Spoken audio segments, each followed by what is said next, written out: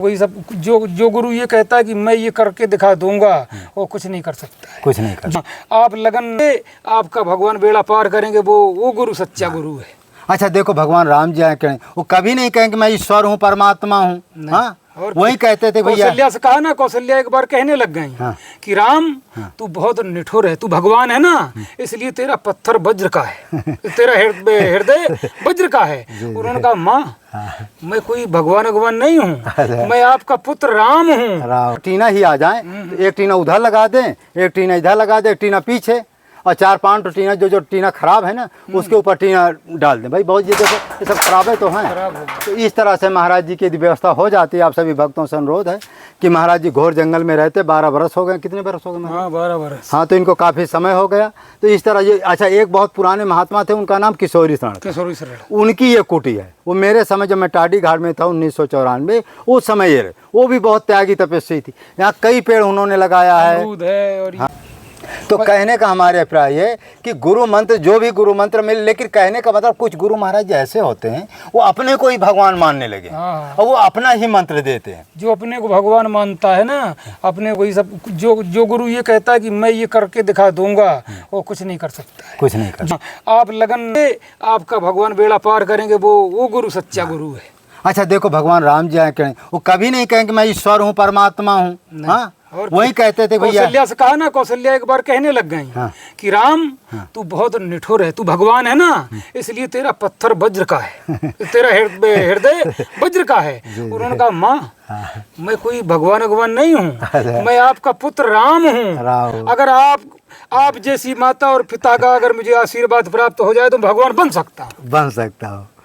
हाँ देखिए, सच्चे ईश्वर जब परमात्मा आता है, जब बार जो किरण भगवान भी कहते थे, ये मैंने यशोदा जी, अरे जो कुछ है आप ही के बल से तो मैं कर रहा हूँ, आपकी ही आशीर्वाद से कर रहा हूँ। ये दीनता का सूचक यही महाराज जी कहना है। और जो माने संत वाणियाँ कह रही है कि हमेशा आप ध्यान रखिए, कोई भी गुरु, कोई भी संत, ठीक है, संत भगवान का चलते फिरते रूप होता, लेकिन संत अपने को ये नहीं, माने हम दूसरों कह सकते हैं संत चलते फिरते ईश्वर का रूप है, साक्षात ईश्वर है, लेकिन हम स्वयं कहने लगे भी है चलते फिरते। हाँ, कि हम ईश्वर हैं, तो हम ईश्वर नहीं है, लेकिन संत भेष है। जैसे महाराज जी को हम कहते हैं कि महाराज जी आप संत का भेष ले, आप ईश्वर, माने हम कह सकते हैं, लेकिन महाराज जी नहीं कह सकते मैं ईश्वर हूँ। नहीं।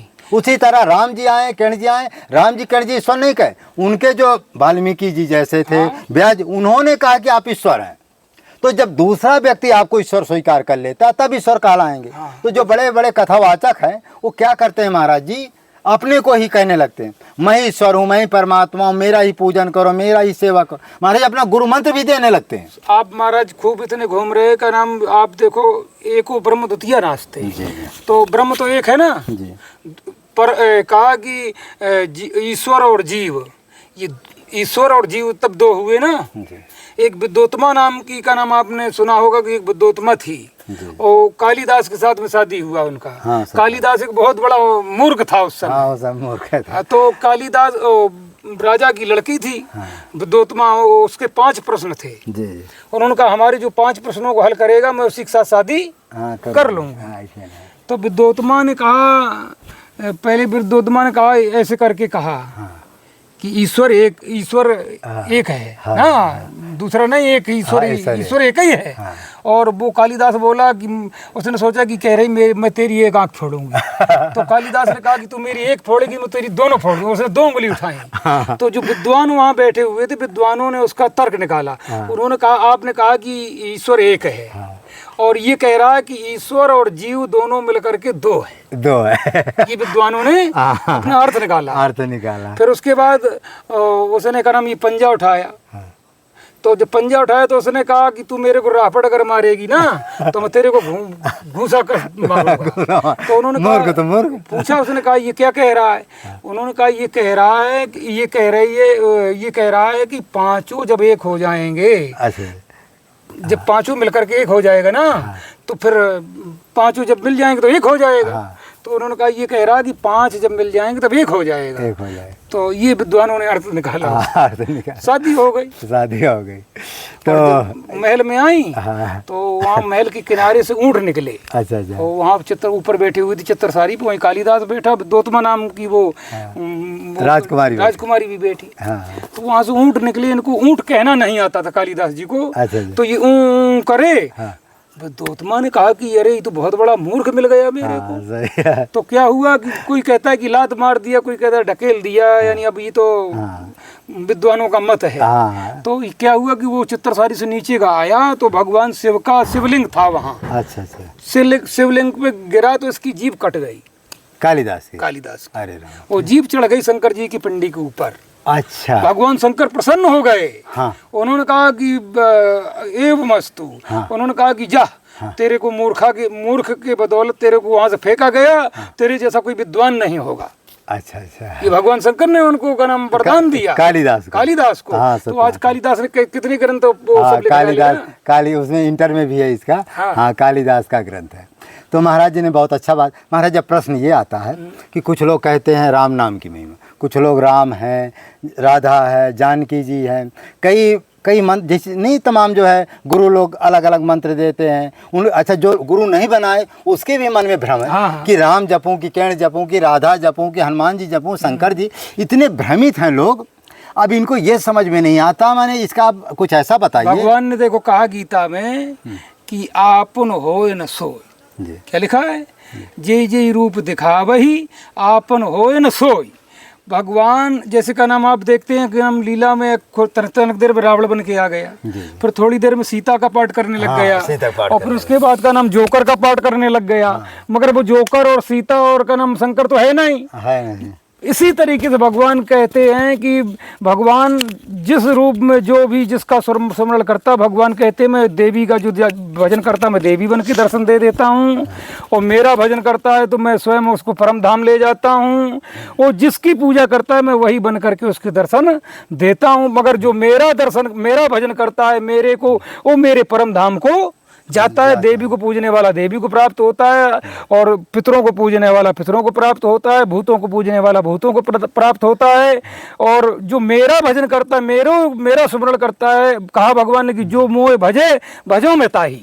जो मेरा भजन करता है मैं उसका भजन करता हूँ, वो मेरे परम धाम को जाता है। मेरा भक्त मेरे परम धाम को जाता है, और ये सब भूतों को, प्रेतों को और देवी देवताओं को प्राप्त होते जो देवी देवताओं का पूजन करते हैं। मगर मैं हूँ सब, मैं उसी रूप में उसको प्रकट होकर के दर्शन दे देता हूँ जिस रूप में मेरी पूजा करता है। ये भगवान का कहना, गीता में कह रहे भगवान। तो महाराज जी ने सत्य कहा कि चाहे राम को जपो, चाहे किरण जी को जपो, चाहे राधा जी को जपो, और चाहे राम जी को, हनुमान जी, शंकर जी की किसी का भी जपो, आप जिसका जपेंगे उसी के धाम चले जाएंगे जी। जैसे राम जी को जपोगे तो बैकुंठ जाओगे, किरण जी को जपोगे तो गोलोक जाओगे, शंकर जी को जपोगे शिवलोक जाओगे, और देवताओं को पूजोगे तो अमरावती चले जाओगे, देवताओं को पूजोगे तो स्वर्ग चले जाओ, तो जिस सूर्य भगवान को तपोगे तो सूर्य लोक चले जाओ। तो सब लोक है, जिस देवी देवता को आप जपेंगे वही। हाँ, लेकिन निकृष्ट का जपेंगे तो आपका पतन होगा। जैसे भूत प्रेत है, भूत है क्या? भूत एक जो है ये संसार में जो है एक माने विक्षिप्त प्राणी है, माने अपने कर्म का भोग रहा है। माने एक दृष्टांत है, माने जो व्यक्ति गिरा है जिसके पास कुछ नहीं है, उसको तुम मानोगे तो उसके पास है का? वहीं ज़्यादा जैसे कोल मवैया होते हैं, उनके शराब है, भैया आ जाता हूँ एक बोतल लगा ले, और क्या हो। तो उसी तरह जो निकृष्ट लोग जो होते हैं, भूत प्रेत होते हैं, जो भूत प्रेतों को पूजते हैं तो निकृष्ट प्राप्त होते हैं। तो मरेंगे तो वो भी भूत बनेंगे। जब भूत बनेंगे तो वो परलोक नहीं जाएंगे, वो तो यहीं धरती में घूमते रहेंगे, मृत्युलोक। अच्छा, उनको खाने पीने को भी नहीं मिलता, उनको महाराज सोमरस नहीं मिलता है, नहीं, वो तड़पते रहते हैं। अच्छा, भूत प्रेत क्या है कि जो हमारा, अच्छा एक चीज़ और है महाराज जी, क्या है कि जो घर में जूठ मूठ को बर्तन रख देते हैं ना, जो जूठे आपके बर्तन रहता है। अच्छा, कुछ लोग कहते हैं उन्नति क्यों नहीं होती घर में? महाराज जी, उन्नति ना होने का उन्नति होने का कारण पहले हमने देखा है कि अपनी जो माताएं थीं, जी, पुरानी माताएं, तो वो क्या करती थी, जैसे आपका तिवाई बेलन है ना, पहले आपने देखा होगा कि उसको तसला में ही धुल के रख लेती थी। हाँ, उसको पनारे पे नहीं ले जाती थी। जैसे चलनी है और छन्नी है, ये आजकल जितनी भी का नाम नई पीढ़ी की का नाम ये आ रही है, तो ये सब इनका सब आपको वहीं मिलेगा जहाँ बर्तन धुले जाते हैं। ये छन्नी चाय दूध छान करके वहीं धुल के और ठोक के रख दिया जाता है। उसको वहाँ पनारे पे नहीं ले जाना चाहिए। आटा चलने वाली चलनी, ये पनारे पे जाने वाली चीजें नहीं है। तिवाई बेलन, इसके जाने से कभी उसकी गृहिणी का कल्याण नहीं होगा, घर में बरकत नहीं होती। हाँ, नहीं, हाँ ये भी महात्मा। तो वहीं कुछ गलतियां होती जिसकी वजह से लोगों के कहते हैं हमारे घर में भूत प्रेत महाराज जी आ गया है, घर में उन्नति नहीं होती है, निगेटिव ऊर्जा है। तो यही का अच्छा रात में महाराज अपने जूठे बर्तन भी रख देते हैं। नहीं, गंगा स्नान करते हैं बर्तन, ये हमारा महापुरुषों का कहना है। अच्छा अच्छा। हाँ, रात में झूठे बर्तन नहीं रखना। हाँ, तो वही महाराज जी कहना है कि रात में जो जूठे बर्तन रख दिया था, जो भूत आत्माएं होती है महाराज जी, भाई वो क्या जैसे हम का नाम कई लोग हैं क्या करते, तम्बाकू खा खा के सो जाते हैं जी, तब गुटखा खा के सो गए, यानी झूठे मुंह अगर आप सोएंगे तो आपको सपने होंगे।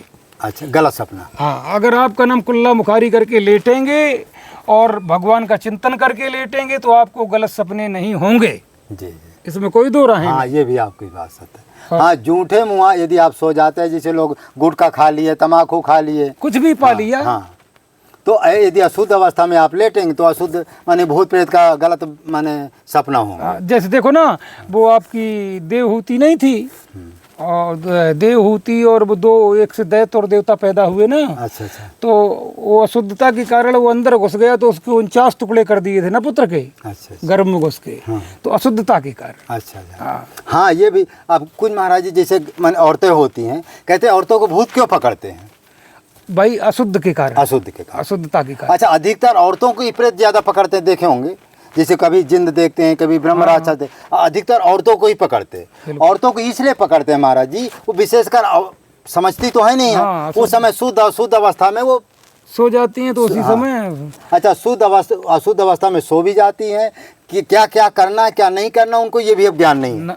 तो उसी समय वो प्रेत आत्मा जो आकर के पकड़ लेती है और फिर जो इधर उधर दौड़ते हैं, ये इसके पास झराने की गए, वो उसके पास अच्छा एक चीज़ जो जूठे बर्तन भी रख देते हैं, रात में जो प्रेत होते हैं अगल बगल, वो जूठे बर्तन को खाने आते, क्योंकि वो भाई तृप्त रहते, वो महाराज जूठा ही खा सकते हैं। जैसे आपका जो अशुद्ध पानी अशुद्ध भोजन, जैसे जूठा मूठा पानी वानी नहीं पड़ा रहे, उसी को खाने आए, और फिर खाने के बाद देखते हैं यहाँ अशुद्ध व्यक्ति कौन है। जो घर में अशुद्ध व्यक्ति औरत होगी उसी को वो अपना माने अपना लक्ष्य बनाए। हाँ, जंगल में शिकार में ले लेगा। और फिर उसे अच्छा ये महाराज खून ही चूसते हैं, सुनते हैं, खून पीते, क्योंकि गंगा जी का जो श्राप मिला है ना कि शुद्ध भोजन नहीं कर सकते, गंगा जी का पानी शुद्ध नहीं पी सकते। तो इस तरह आप लोग ध्यान। महाराज जब राम नाम की महिमा आती है तो लोग कमेंट हमको कहते हैं राम नाम की महिमा क्या है, इसका रहस्य क्या है? इसकी राम नाम की महिमा को भगवान शिव जानते अच्छी तरीके से।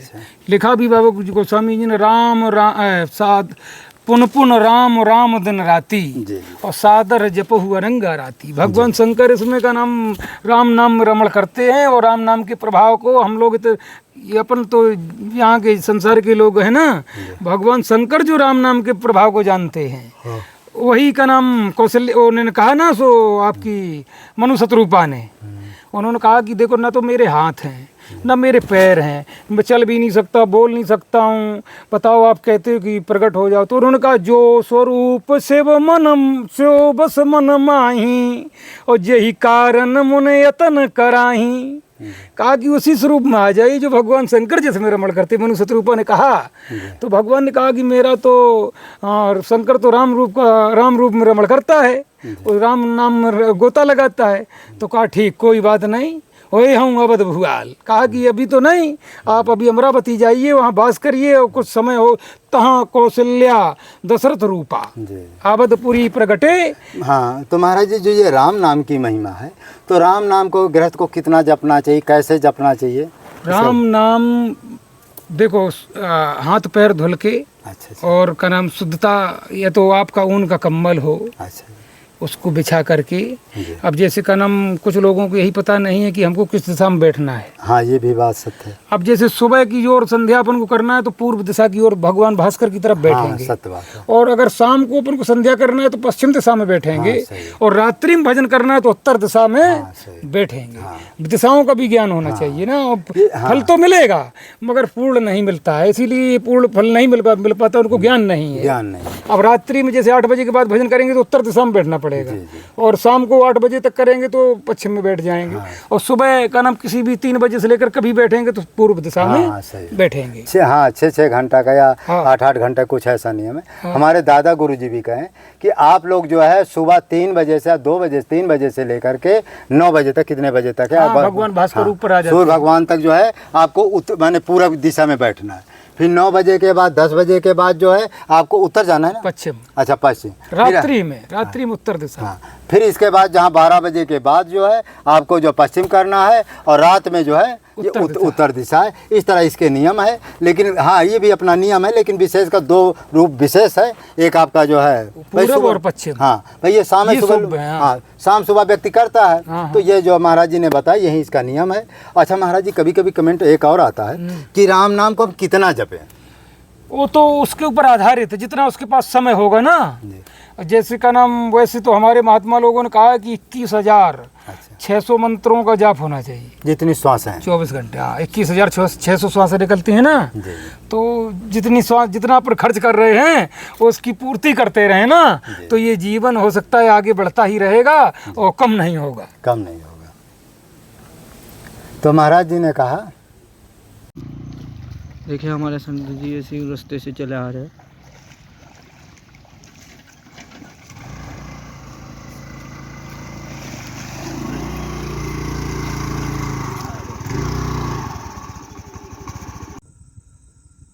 हाँ, इस समय हम आपको एक ऐसे ये जो विनाश आने वाला है या तीसरा विश्व युद्ध होने वाला है, आप प्रत्यक्ष प्रमाण आप देख भी रहे हैं। क्योंकि जो इजराइल से और ईरान से युद्ध होने वाला है, या यूक्रेन से या रशिया से युद्ध होने वाला है, ये धीमे धीमे बड़ा भयंकर रूप धारण करने वाला है। यहाँ तक कि यही धीमे धीमे विश्व युद्ध के रूप में परिणत हो जाए। तो भगवान का एक विधान है। भगवान का विधान क्या है कि आपने सुना होगा कि सतयुग में जो है कालकेय नाम का एक राक्षस था। वो कालकेय नाम का जो राक्षस था, वो जैसे पहले कुछ दिनों के पहले आप देखोगे 400 साल 500 साल पहले जो मुसलमान लोग होते थे, वो हिंदुओं को मार मार करके जो है मुसलमान बनाते थे। उसी तरह से ये कालकेय एक राक्षस था। वो जितने हिंदू थे, धर्म पर चलने वाले थे, सभी को ऐसी माया कर देता था। पहले उसको मार देता था, फिर उसको असुर बना देता था। धीमे धीमे पूरे धरती माने थोड़ा 1-2 लोगों को छोड़ कर, 1-2 राज्य को छोड़ करके धीमे धीमे पूरे धरती को राक्षस ही बना दिया, दानव बना दिया। फिर क्या हुआ कि एक जो केवल मनु और शत्रुपा का ही राज्य बाकी रह गया। पूरे धरती को इन्होंने राक्षस बना दिया। तो मनु के मन में आया कि प्रभु, एक मछली उसके हाथ में आ गई स्नान करते समय, मनु के मन में आया। तो मछली से उन्होंने प्रार्थना किया कि हे प्रभु, मुझ में ऐसी शक्ति नहीं है, जो काल के भी इतनी शक्ति है, मैं भी उससे जो है नहीं जी सकता हूँ। यदि थोड़ा भी मुझे शक्ति होती तो मैं प्रयास करता कि जो माने सभी जीव जो है माने दानव बन गया, राक्षस बन गए, तो मैं बचाने का प्रयास करता। उसी समय विष्णु भगवान प्रकट होते हैं और कहते हैं कोई बात नहीं, यदि पूरी धरती माने एक छोटा सा राज्य छोड़ करके यदि पूरी धरती यदि राक्षस बन गई है, तो इसका उपाय, एक सरल उपाय है कि धरती को प्रलय कर दे, माने प्रलय कर दे, माने पूरा पृथ्वी जल ही जल कर दे। जब जल ही जल हो जाएगा तो उसमें सारे असुर मर जाएंगे, सभी जीव जंतु मर जाएंगे। जब सारे जीव जंतु मर जाएंगे, सब असुर मर जाएंगे, तो क्या होगा, बिल्कुल स्वच्छ हो जाएगी धरती। केवल बचेगा कौन, जो मनु। अच्छा, उन्होंने कहा कि बहुत बड़ी नौका आप तैयार करो। उस नौका में जो अच्छे अच्छे सप्तऋषि हैं, 4 वेद पुराण है, जो उसमें अच्छे अच्छे मानव है, और हर तरह के बीज, हर जीवों के बीज, जैसे माने घोड़ा का एक बीज रख लिया, हाथी का एक बीज रख लिया, और इस तरह से माने गाय का एक बीज, में एक जो है बीज जो है उन्होंने रख लिया। खेती पाती का सारे बीज रख लिया। फिर बहुत बड़ी नायिका तैयार हुए, उसी में मत्स्य अवतार होता है। और मत्स्य अवतार उसी माने विष्णु भगवान उसको माने जल प्रलय कर देते हैं। जब प्रलय कर देते तो पूरी धरती में प्रलय ही प्रलय हो जाती, माने जल ही जलमग्न हो जाती। तो जितने राक्षस थे उसी में, जितने राक्षस थे या जितने जीव थे जो माने दानव बन गए थे, उसी में सब नष्ट हो गए। जब नष्ट हो गए तो जब धरती कुछ समय के बाद जो है प्रलय समाप्त हुआ, तो कितने लोग बचे, जो मनु के द्वारा उस नाव में बैठाए गए थे, उतने ही लोगों ने बचे। फिर मनु के माध्यम से इस सृष्टि की रचना फिर भगवान विष्णु भगवान ने फिर विस्तार किया। वही समय इस समय आने वाला है, वही समय इस समय आ गया। इस समय लगभग जो है 99% नहीं 90% तो मान ही लो 90% जनता जो है बिल्कुल दानव बन गई, राक्षस बन गई। जैसे एक दृष्टांत ले लो, जो माने हिंदू हैं, जो पूजा पाठ नहीं करते, रामायण का पाठ नहीं करते, हनुमान चालीसा का पाठ नहीं करते हैं, अपने बहन बेटी को नहीं मानते, माता पिता को नहीं मानते, आचार विचार का पालन नहीं करते हैं, साधु संतों को नहीं मानते हैं, तो ऐसे जितने लोग हैं जो रात दिन पैंट शर्ट पहनते, जो लड़कियां वो भी पैंट शर्ट पहनती, धर्म कर्म को नहीं मानती हैं, आचार विचार को नहीं मानते, पतिव्रता धर्म को नहीं मानते हैं, तो ऐसे जितने लोग हैं वो सब राक्षस हो गए, राक्षसी प्रवृत्ति धारण कर लिया है। अब रही बात है जो विदेशी लोग जो हैं वो तो ये जानते ही नहीं धर्म कर्म क्या, वो तो राक्षस है ही। मुसलमान लोग हैं, इनको तो कोई धर्म कर्म से कोई लेना देना नहीं, ये पूरे के पूरे राक्षस ही है। अब बचा कितना, 10% बचा हिंदू। हिंदुओं में भी केवल 100 में जो है 10% हिंदू में जो धर्म कर्म को मानते हैं, आचार विचार को मानते हैं, बहन बेटी को भी मानते हैं, पतिव्रता धर्म को भी मानती हैं कुछ औरतें, और कुछ जो है साधु संतों को ही मानते हैं, पूजा पाठ करते हैं, रामायण का पाठ करते हैं, राम नाम का जप करते हैं। ये केवल 100 में जो है 10 लोग हैं, 10 नहीं 5 ही लोग। तो जो ऐसे लोग हैं, तो हमारे दादा गुरुजी का कहना, हमारे गुरुदेव जी का कहना है कि ऐसे लोगों की रक्षा, रामायण उसमें सूरदास जी स्पष्ट कहें कि सम्मत 2000 के ऊपर ऐसा योग परे, अकाल मृत्यु जग माही, व्यापे परजा बहुत मरे। तो काल ब्याल से सोई बचेगा जो सतगुरु का ध्यान दे। इसी बात को हमारे दादा गुरुजी या सूरदास जी ने कहा कि जो 10-5% जनता है, हिंदू जनता है, जो राम नाम का जप करती है, हनुमान चालीसा का पाठ करती है, रामायण का पाठ करती है, किसी अच्छे गुरु के द्वारा गुरु मंत्र लेकर के राम नाम का जप करती है, या किरण भगवान का नाम जपती है, या शंकर भगवान का नाम जपती है, या तो भगवान हनुमान जी का नाम, जो ऐसे धर्मात्मा लोग जो साधु संत की सेवा करते हैं, ऐसे लोगों की रक्षा जो है, मैंने सूरदास जी भी कहते हैं और हमारे गुरुदेव जी कहते हैं कि इसकी रक्षा भगवान स्वयं करेंगे, सदगुरु के रूप में करेंगे, या हनुमान जी के रूप में करेंगे, या किरण भगवान के रूप में करेंगे, या राम जी के रूप में, किसी ना किसी रूप में आपकी रक्षा जरूर होगी। तो ऐसे लोगों की रक्षा भगवान करेंगे। बाकी 90% जनता, पूरे विश्व की 90% जनता नष्ट हो जाएगी, ये स्पष्ट है। क्योंकि जनता किसी भी घर में देख लो, झूठ, असत, अन्याय, अधर्म के सिवा पूरे धरती में कुछ भी बाकी नहीं है। आप किसी गांव में आप चले जाए, किसी गांव में आप चले जाइए, कोई आपको राम नाम का जप करता हुआ नहीं मिलेगा, कोई हनुमान चालीसा का पाठ करता हुआ नहीं मिलेगा। पशु की तरह उनकी प्रवृत्ति हो गई। जो शहर के लोग हैं वो पूरे के पूरे पशु हो गए। आज से हमारे भी 25 साल पहले या 30 साल पहले जब हम लोग थे, कन्याओं की शादी 12, 13, 15 साल के अंदर हो जाती, तो वो क्या पतिव्रता धर्म का पालन करते हुए अपना जीवन बिता देते थे। उनको पता ही नहीं चलता था कि परपुरुष होता क्या है। लेकिन आज ऐसा समय बदला, ऐसा समय 18 साल 21 साल में जब शादी होगी तो पतिव्रता के धर्म के बारे में आपको कोई जानकारी ही नहीं होगी, और आप एक पशुवत वृत्ति जैसे धीमे धीमे अपना देंगे। तो इसी को कहते हैं राक्षस। राक्षस कोई आकाश से टपकता नहीं है, राक्षस एक कर्म है। जैसे हम एक पतिव्रता धर्म को छोड़ करके दूसरे परपुरुष के साथ जो है मन को चलायमान करेंगे तो राक्षसी प्रवृत्ति में आ जाता। वही काम पुरुष करते हैं। पुरुष भी जो लड़के हैं, समय पर उनका शादी ब्याह नहीं होता है तो वो भी जो है परपुरुष के पर स्त्रियों के साथ गमन करते हैं, तो वो भी राक्षस कहलाते हैं। कोई राक्षस आकाश से नहीं टपकते, कोई उनके सींग नहीं होती है, कर्म ही राक्षस है। तो इस समय लगभग जो लिखा ना, पाप परायण सब नर नारी, सो कलिकाल कठिन उर्गारी। इसी कलिकाल कठिन उर्गारी कहने का मतलब हमारी है कि सारी जनता पापमयी हो गई। अब रही बात है जो 10% बचने वाले हैं, उन वो जो सच्चे भक्त हैं, जो किसी अच्छे गुरुओं से गुरु मंत्र ले लिए हैं, जो बहन बेटियां हैं वो अच्छे गुरुओं के संपर्क में अपना गुरु मंत्र ले लिए हैं, और नहीं भी लिए तो घर में रहकर रामायण का पाठ करती हैं, हनुमान चालीसा का पाठ करती हैं, राम नाम का जप करती हैं, और साधु संतों के प्रति उनका श्रद्धा भक्ति है, शास्त्र ग्रंथों के प्रति उनका श्रद्धा भक्ति है, घर में रहकर कथा प्रवचन सुनती है और धर्म कर्म को मानती है। जो ऐसी बहन बेटियां हैं संसार में हैं, वो क्या है कि धर्मात्मा। ऐसे बहन बेटियों की रक्षा भगवान स्वयं करेंगे, उसमें आपको निसंकोच होना चाहिए। जो इसके विपरीत हैं, जो असत अन्याय अधर्म पर चल रहे हैं, वो राक्षस प्रवृत्ति के हैं और उनकी रक्षा कोई करने वाला नहीं है।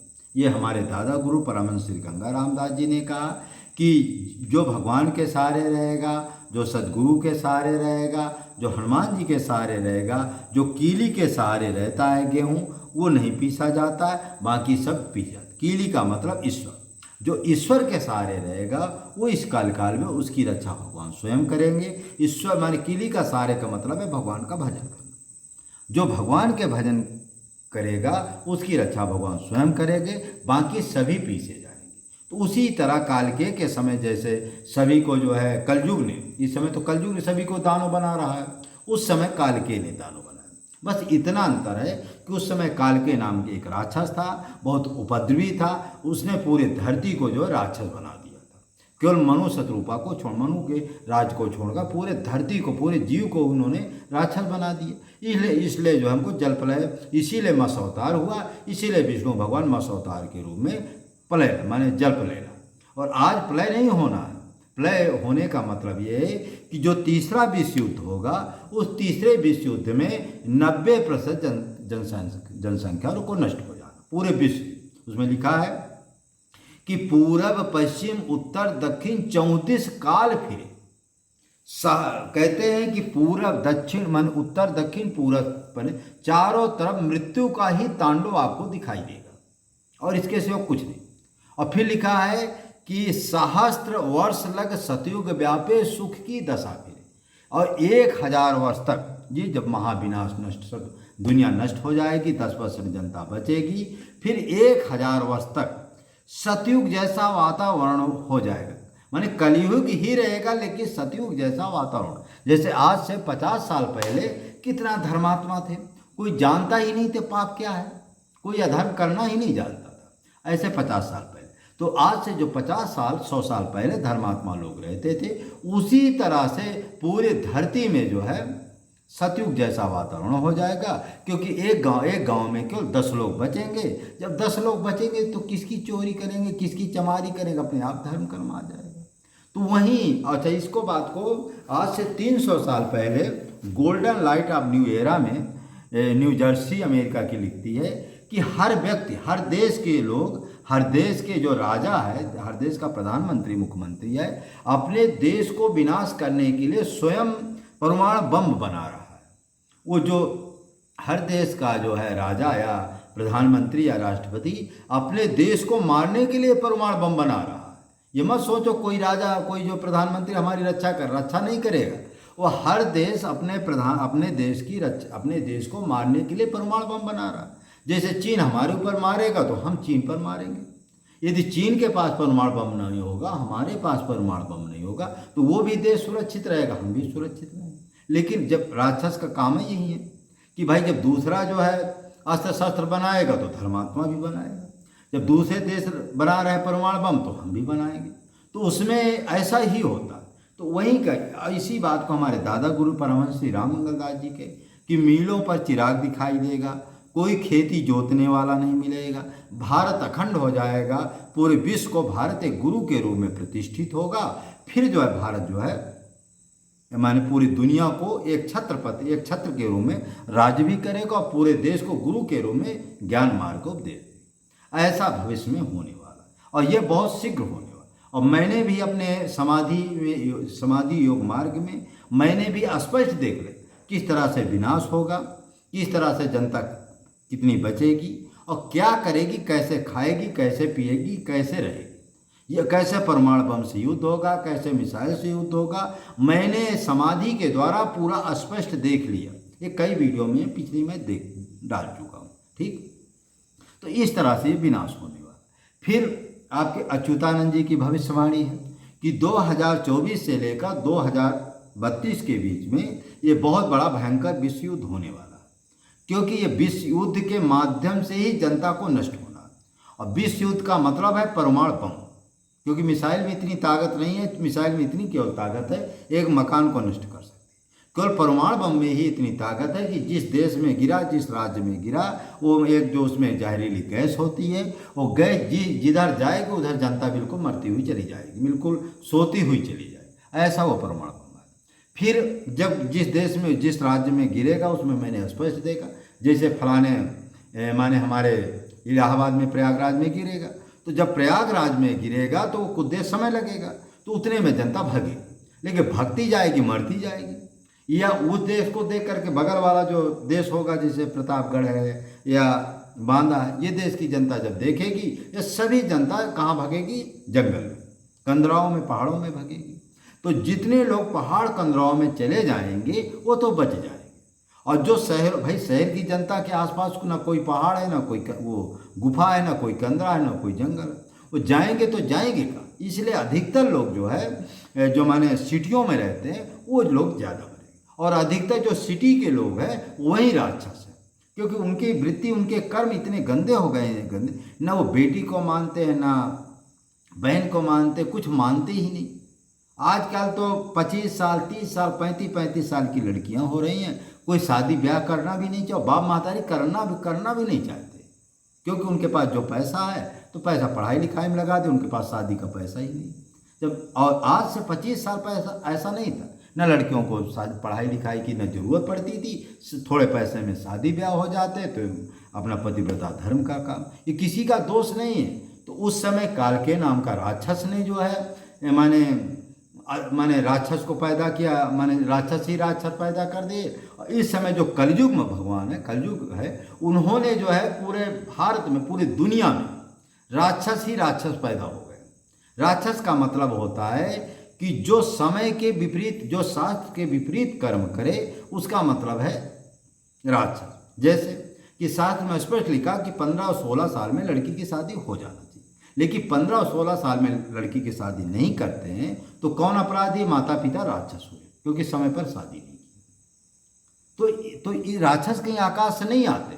और फिर अपने लड़के और लड़कियों को ये भी नहीं सिखाते कि भाई सुबह उठो, माता पिता का पैर छुओ, हनुमान चालीसा का पाठ करो और रामायण का पाठ करो, राम नाम का जप करो, सुबह उठ करके कीर्तन इत्यादि करो। ये सभी कर्म करने लगे तो आप मानो है, लेकिन कोई भी माता पिता जो है न बाल बच्चों को सिखाता, न स्वयं करता। तो इसका मतलब माता पिता भी असुर है, राक्षस है, और जो उनके बच्चे हुए वो भी राक्षस है। और यदि आप जो है कहीं देखना भी चाहें, गाँव में, शहरों में, धाम को छोड़ करके कोई आपको पूजा पाठ करते हुए नहीं मिलेगा। ना कोई जो है माता पिता पूजा पाठ करते हुए मिलेंगे, ना उसके बाल बच्चे पूजा पाठ करते हुए मिलेंगे। दिन भर राक्षसी प्रवृत्ति। और अब तो हम यहाँ तक देखते हैं, अब लड़कियाँ भी जो है शराब पीने लगी, और जो शराब लड़कियाँ पिए वो काहे की पतिव्रता, वो भी तो राक्षसी हो गई। तो कहने का हमारे अभिप्राय यही है कि पूरे संसार में केवल 5% हिंदुओं को छोड़ करके, भले मुसलमान नमाज पढ़ते हैं, लेकिन उनका नमाज पढ़ना एक आसुरी प्रवृत्ति है। क्योंकि यदि वो गाय को खाएंगे तो का मतलब है नमाज पढ़ना ना पढ़ना उनका बेकार। कलमा रहते हैं, जब ये कहते हैं ना, दिन में रोजा रखत है, रात हनत हैगा, ये देखो तुर्काई। तो कहने का मतलब हमारी यही है कि चाहे हिंदू हो, चाहे मुसलमान हो, चाहे सिख ईसाई, जो लोग जो शास्त्र के अनुकूल नहीं चलते हैं वो हैं राक्षस, जो शास्त्र के अनुकूल चलते हैं वो हैं मानव।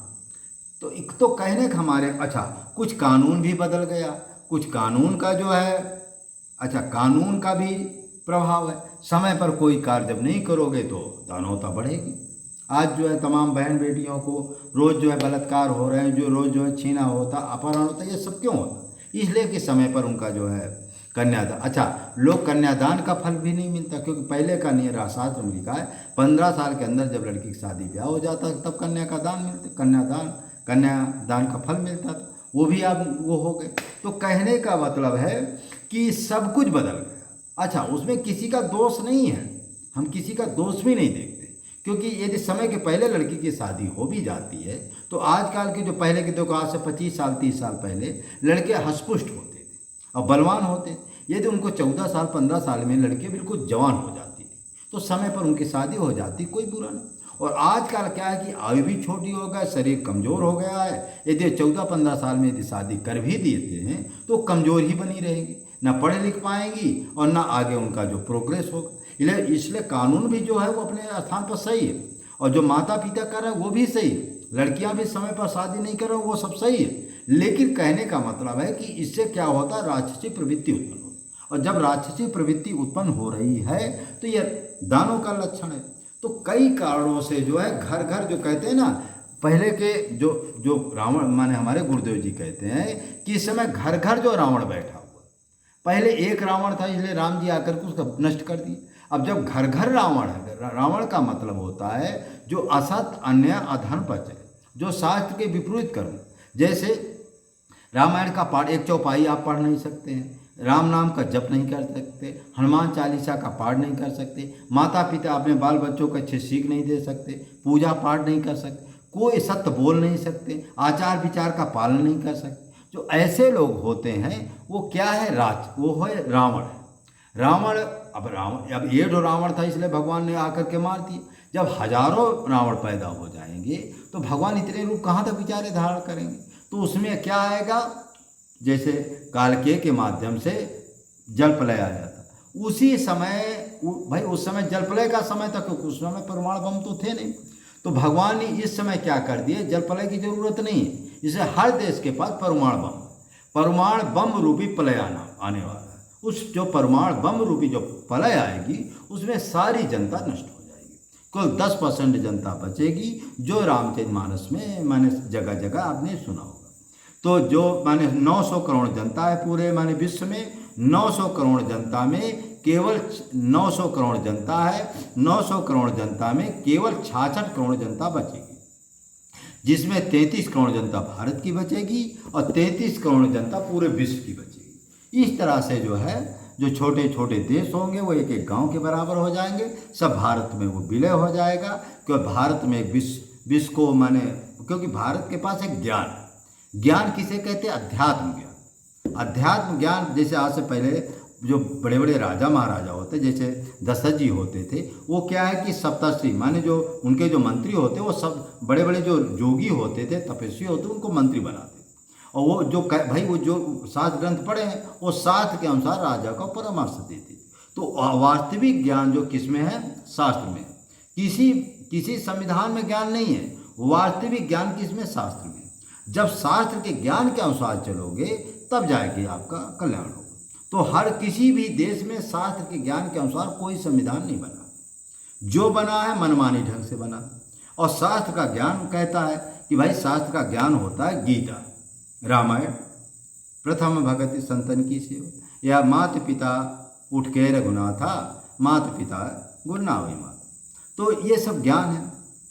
तो इस तरह से ये महाविनाश विश्व युद्ध होने वाला है। तो जो लोग आप लोग जो अपना कल्याण चाहते हो, अच्युतानंद जी की भी वाणी है, परमहंस राम मंगल दास जी की वाणी है, हमारे गुरुदेव जी की वाणी है, सूरदास जी की वाणी है, और तमाम संतों ने कहा, नास्ते दमस की वाणी है, ढेंगा की वाणी है, और न्यू जर्सी अमेरिका की है उसकी 300 साल पहले वाणी है। सभी वाणियों का एक ही मत है कि बहुत शीघ्र ही महाविनाश होने वाला है, तीसरा विश्व युद्ध होने वाला है। परमाणु बम से जो है 900-800 करोड़ जनता का नष्ट होना है, केवल 66 करोड़ बचना है। इसलिए जो बुद्धिमान लोग हों, अभी से मन वचन कर्म से जो है राक्षसी प्रवृत्ति को छोड़ करके मानव प्रवृत्ति में आ जाओ, पूजा करो, पाठ करो, धर्म कर्म करो, और पतिव्रता धर्म का पालन करते हुए और भजन करो। कैसे भी रहो, अपने बल पर रहो, अपने पतिव्रता धर्म का। ठीक है, समय पर शादी नहीं हो रही, कोई बात नहीं, 25 साल हो जा, 30 साल हो जा, 40 साल हो, जो भी हो, लेकिन जो कन्याएं हैं, जो माने लड़कियां हैं, बच्चियां हैं, वो ब्राह्मण माने पतिव्रता धर्म का पालन करते हो, पूजा पाठ करें, शादी हो चाहे ना हो, समय पर हो चाहे ना। अपने को बचाने के लिए, अपने धर्म को बचाने के लिए, पाप से बचने के लिए कितनी भी उम्र हो जाए, अपने धर्म कर्म का पालन करते हुए, पतिव्रता धर्म का पालन करते हुए, और पूजा पाठ करो, और अपना थोड़ा खान पान पर कंट्रोल रखो, अच्छे लोगों की संगति करोगे तो स्वतः बच जाओगे। इस वीडियो को अधिक से अधिक आप लोग लाइक करें, शेयर करें, सब्सक्राइब करें। जय श्री राम।